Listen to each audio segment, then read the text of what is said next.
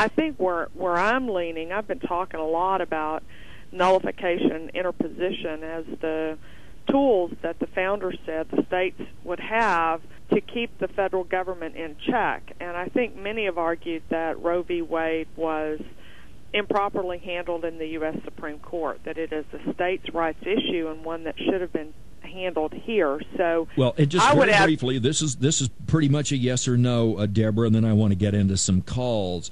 But under our separation of powers in the Constitution, Roe v. Wade is considered a law. The Supreme Court made it. Should the Supreme Court be able to make law? No. All right, enough said on that. I agree totally. Rusty in Moody, what's your question for Deborah? Good morning, Governor. I have a question. I've asked this from several people. I never got a real answer to it. Can Texas, at the state level, term limit our congressmen and senators in Washington? I believe the place for that to happen is within the political party. The Supreme Court of the United States has recognized that political parties are free associations of people. So I've analogized them to your local Little League, where you set rules within your Little League as to who can be your all-star and who can't be. The parties could set rules, term limit rules, if you will, to allow or prevent people access to the ballot. Not to say you can't run, you just can't run on our ticket.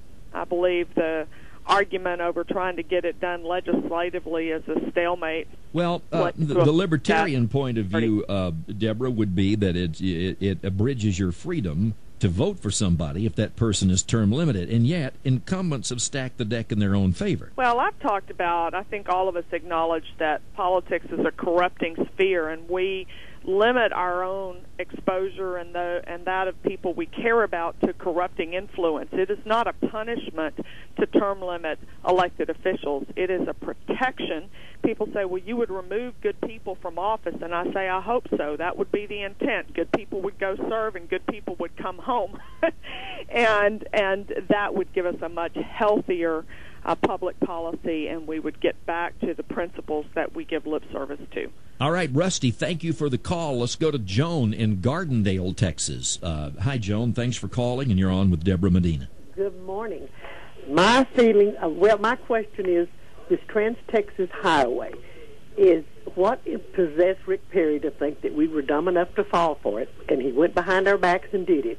But if he's not elected, can it be reversed, and what is your thinking on it? I think most of us would recognize that transportation is an important fundamental responsibility, at least the state highways of the state government, and yet it ranks down about fifth or sixth in terms of the amount of money that we're allocating to that in our state budget. And we've had no transparency and no accountability out of TxDOT. So we have a lot of work to do, and respecting private property in the state of Texas is paramount there. So in every which way you look, the Trans-Texas Corridor was a bad idea. All right, Deborah, we're almost out of time here, and we weren't able to really have the conversation we wanted because of the phone problems. If you can hang on, we can hold you over if you have the time. I will do that, Lynn. Okay, all right. We'll do that. We'll go to break, folks. Go ahead and get your...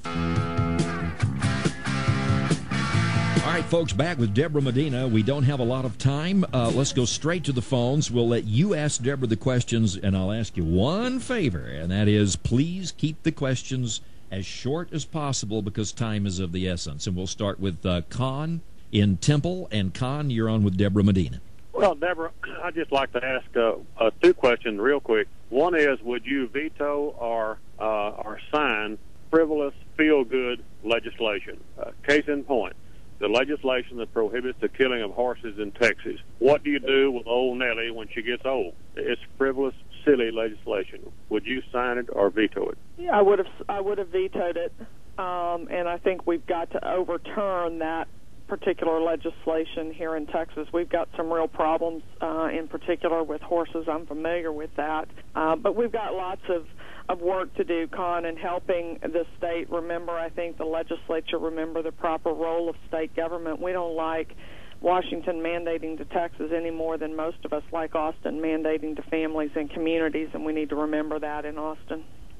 Another question real quick.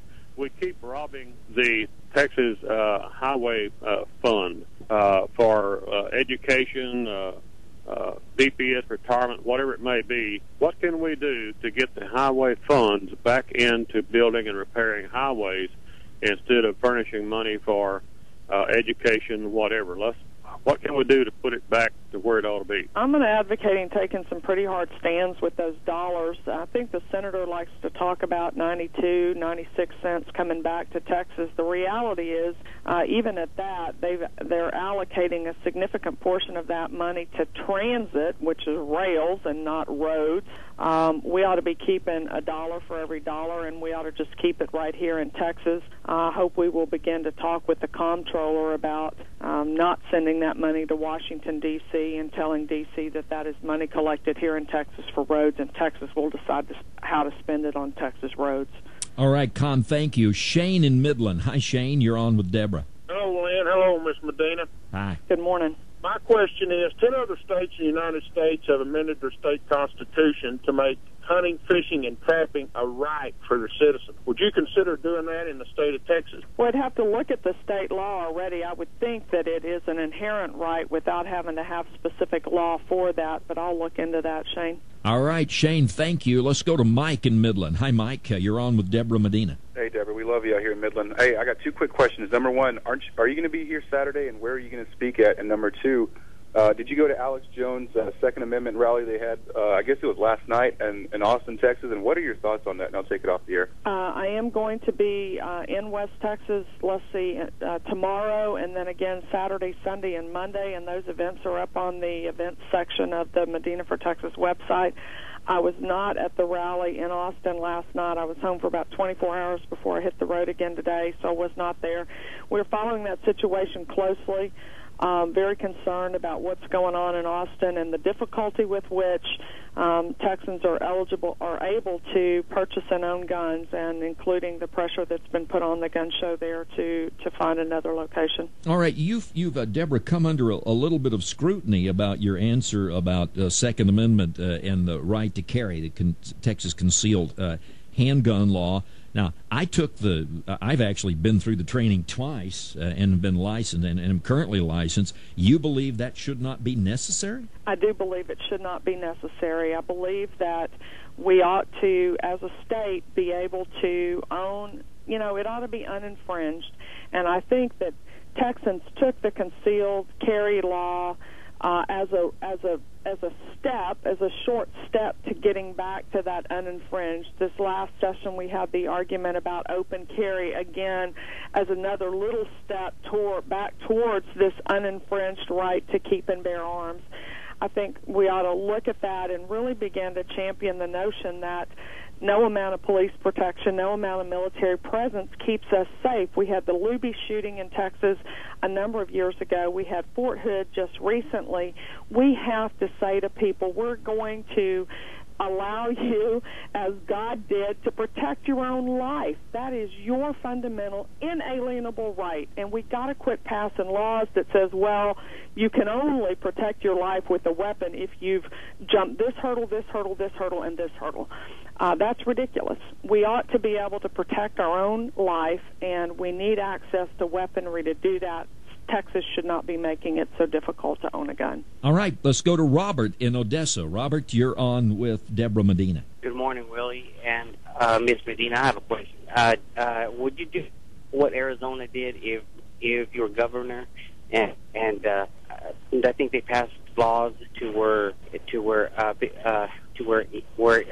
illegal aliens Okay, we lost the caller. It was about something in Arizona with regard to illegal aliens, Debra, and we only have 30 seconds. We've put out a policy about the importance of securing our border. Again, it goes to private property rights. We've allowed those private properties all along the Texas border to be overrun by trespassers. Texas has got to help with that.